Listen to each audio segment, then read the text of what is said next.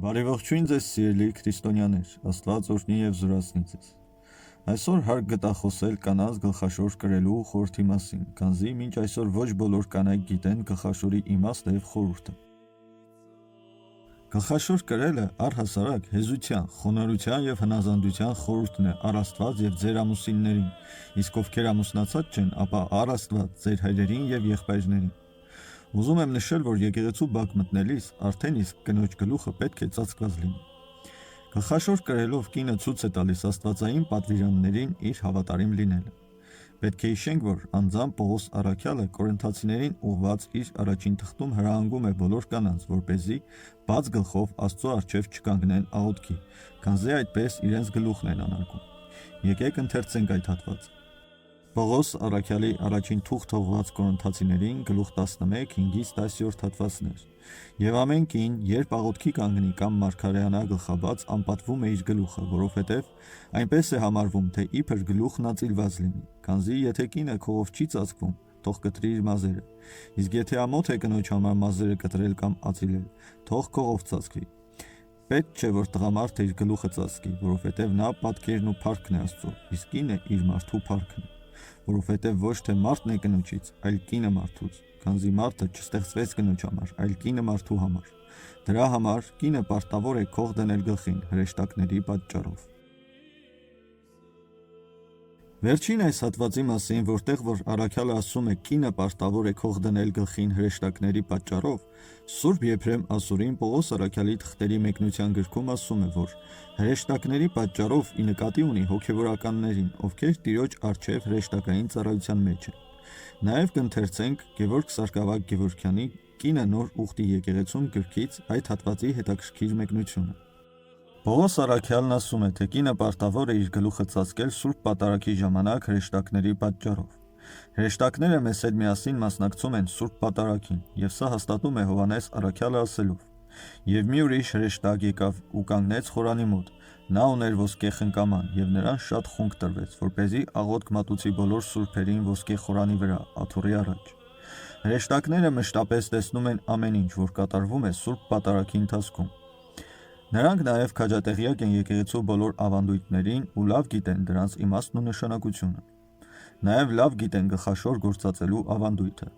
Լույսի հրեշտակները տրտմում են ու զայրանում, երբ մենք անտեսում կամ հրաժարվում ենք հետևել որևէ ծիսական ավանդույթի։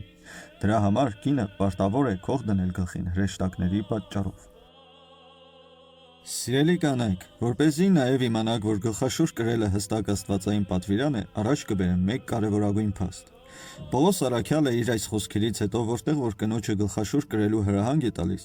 Կորինթացիներին այլ հրահանգներ տալով 14-րդ գլխի 37-րդ հատվածում ասում է հետևյալը. «Ինչ որ գրեցի ձեզ, Տիրոջ պատվիրաններն են, իսկ եթե մեկն անգիտանա դրանք, նա թող անտեսվի եկեղեցուց»։ Լսեցիք։ Ուստի սիրելի կանայք, լավ իմացեք, որ գլխաշոր կրելը աստվածային պատվիրան է, առաքյալի շուրթերից ելած։ Ինչքան էլ որ շատերի համար այս խոսքերը ծանր թվան, սակայն միևնույն է, իրականությունից չենք կարող փախչել։ Տղամարդը կնոջ գլուխն է, իսկ տղամարդու գլուխը Քրիստոս։ Կինն է տղամարդուց, այլ ոչ թե տղամարդը կնոջից։ Հիշենք Ծննդոց գրքից հետևյալ հատվածները։ Գիրք Ծննդոց գլուխ 2, 18-23 հատվածներ։ Տեր Աստված ասաց. «Լավ չէ, որ մարդը միայնակ լինի, նրա նմանությամբ մի օգնական ստեղծենք նրա համար։ Տեր Աստված թմրություն բերեց Ադամի վրա եւ սա քննեց։ Աստված հանեց նրա կողոսկրից մեկը եւ այդ տեղը մաշկով ծածկեց։ Տեր Աստված Ադամից վերցրած կողոսկրից կին արարեց եւ նրան բերեց Ադամի մոտ։ Ադամն ասաց. «Այժմ սա ոսկոր է իմ ոսկրերից եւ մարմին իմ մարմնից։ Թող սա կոչվի կին, որովհետեւ իր ամուսնուց ստեղծվեց»։ Տեսնում եք, Աստված կնոջը արարեց եւ տղամարդուն հանձնեց օգնական լինելու հնազանդության քաղցր լուծով։ Իսկ դրախտից վտարման պահին ասաց. Գիրք Ծննդոց գլուխ 3. «Պիտի անչափ բազմացնեմ քո ցավերն ու քո հառաչանքները։ Ցավերով երեխաներ պիտի ծնես, քո ամուսնուն պիտի ենթարկվես եւ նա պիտի իշխի քեզ վրա»։ Ինչպես տեսնում եք, ամեն կերպ Աստված կնոջը հնազանդեցրեց տղամարդուն, հետեւաբար այսօր նույն այդ գլխաշոր կրելը ցույց է տալիս աստվածային պատվիրանին ձեր հնազանդ լինելու մեծագույն խորհուրդը։ Սիրելի կանայք, շատերը անգիտության պատճառով համարում են, որ եկեղեցում կնոջ դերը ցածրացված է, այնինչ չեն տեսնում իրական պատկերը։ Ամենևին այդպես չէ, կնոջ դերը ավելի մեծ է, քան դուք պատկերացնում եք։ Եվ աստվածաշնչյան օրինակներով դա ձեզ ցույց կտամ, օգտվելով կրկին Գևորգ Սարգսակ Գևորգյանի Կինը նորուխտի եկեղեցում գրքից։ Եվ Աստված մարդուն ստեղծեց իր պատկերով, Աստծո պատկերով ստեղծեց նրան, արու եւ էգ ստեղծեց նրանց։ Գիրք Ծննդոց գլուխ 1-27 հատված։ Տեր Աստված ասաց. լավ չէ որ մարդը միայնակ լինի, նրա նմանությամբ մի օգնական ստեղծենք նրա համար։ Գիրք Ծննդոց գլուխ 2-18 հատված։ Այդ իսկ պատճառով տղամարդը թողնելու է իր հորն ու մորը, պետք է միանա իր կնոջը եւ երկուսը պետք է լինեն մի մարմին։ Գիրք Ծննդոց գլուխ 2-24 հատված։ Եվ Ադամն իր կնոջ անունը դրեց Կյանք, որովհետև նա է բոլոր մարդկանց նախամայրը։ Գիրք Ծննդոց գլուխ 3-20 հատված։ Իմաստուն կանայք շինում են իրենց տները, իսկ անձգամ կանայք կործանում են դրանք իրենց ձեռքով։ Առակաց գիրք գլուխ 14 առաջին հատված։ Ամուսնու սիրտը վստահ է նրա հանդեպ, եւ իր ունեցածը երբեք քամուն չի տրվի։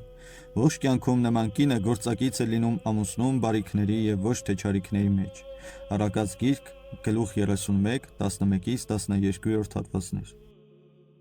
Երանելի է բարի կնոջ ամուսինը եւ բազում է նրա օրերի թիվը։ Բարեգործ կինն ուրախացնում է իր ամուսնուն եւ նրա տարիները լցնում խաղությամբ։ Բարի կինը մի բարի բաժին է, որ Տերը տալիս է իրենից երկնչողներին։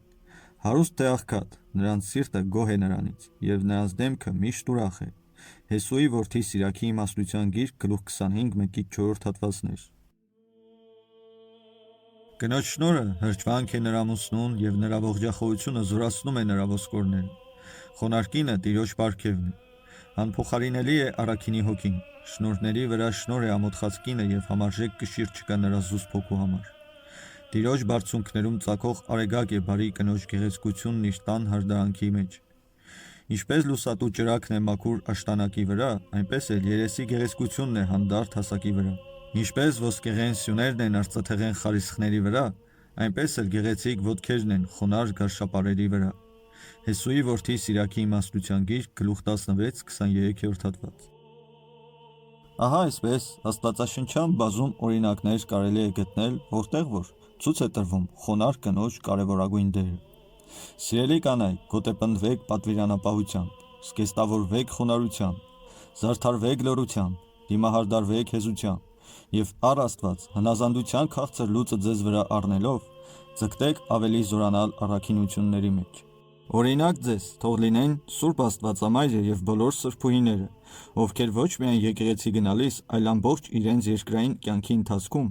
Աստծո առջև քայլեցին փակ գլխով եւ այսօր էլ նույն կերպ պատկերվում են իրենց սրբապատկերների վրա։ Աստված օրհնի ձեզ։ Թող որ բոլոր սրբերի աղոթքներով զորանաք եւ իմաստություն գտնեք։ Աստծո սերը եւ խաղաղությունը բոլորիս հետ։